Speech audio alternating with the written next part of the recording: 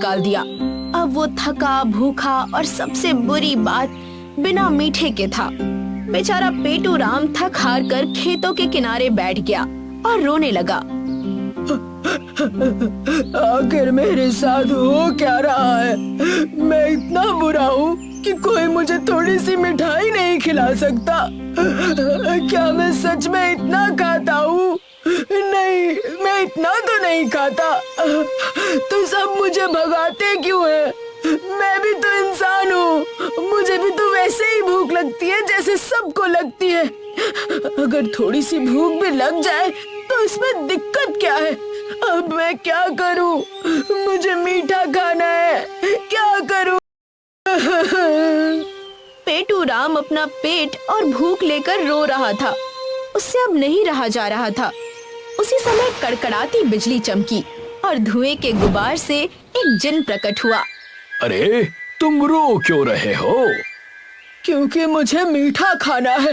ये क्या जिन, क्या तुम सच में यहाँ हो? हाँ, मैं सच में यही हूँ। मेरा नाम है जिन मिस्त्री लाल। बोलो क्या चाहिए, मैं यहाँ तुम्हारे लिए ही आया हूँ। सच?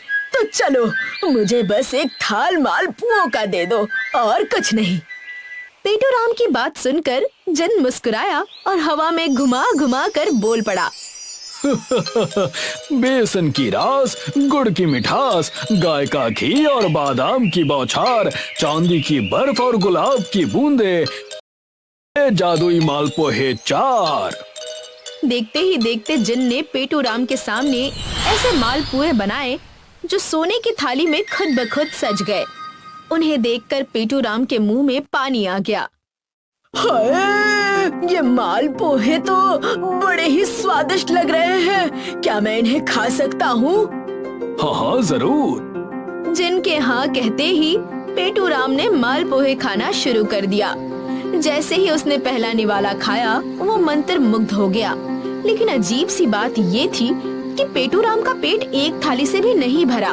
उसने 1 नहीं, 2 नहीं, 10 नहीं, 50 से भी ज्यादा थालियां खत्म कर दी थी और वो अब भी और खाना चाहता था। पेटू राम की ये हालत देखकर जिन हैरान रह गया। तो इंसान है या कोई खाई हुई जमीन? पर पेटू राम रुका नहीं। अभी मीठा खाने का असली मजा तो शुरू हुआ है। बेचारा जिन थक गया। जादू की थाली की रफ्तार भी धीमी पड़ने लगी। आखिरकार जिन ने, ठीक है, मैं तुझे वरदान देता हूँ। तेरे लिए अब मालपुए की बारिश होगी। तू जितने चाहे उतने मालपुए खा सकेगा। क्या सच में? अब उसे अनगिनत मालपुए खाने को मिलने वाले थे। पर उसे क्या पता था कि ये मीठी बारिश जल्द ही एक मीठी बाढ़ में बदलने वाली है। जैसे ही जिन ने जादू की छड़ी घुमाई, बादल उमड़ने लगे।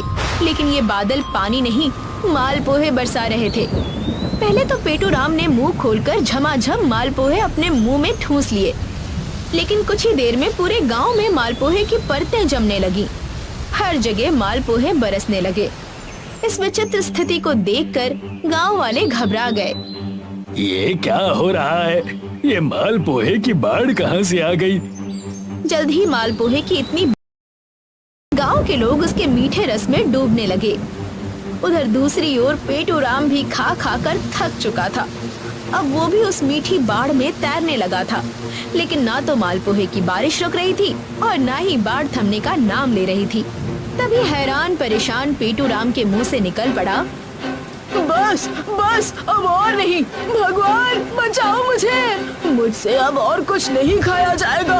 हे जिन, हे भगवान, मैं वादा करता हूँ आगे से खाने में संयम रखूंगा। दूसरों की मेहनत के पैसे उन्हें लौटा दूंगा।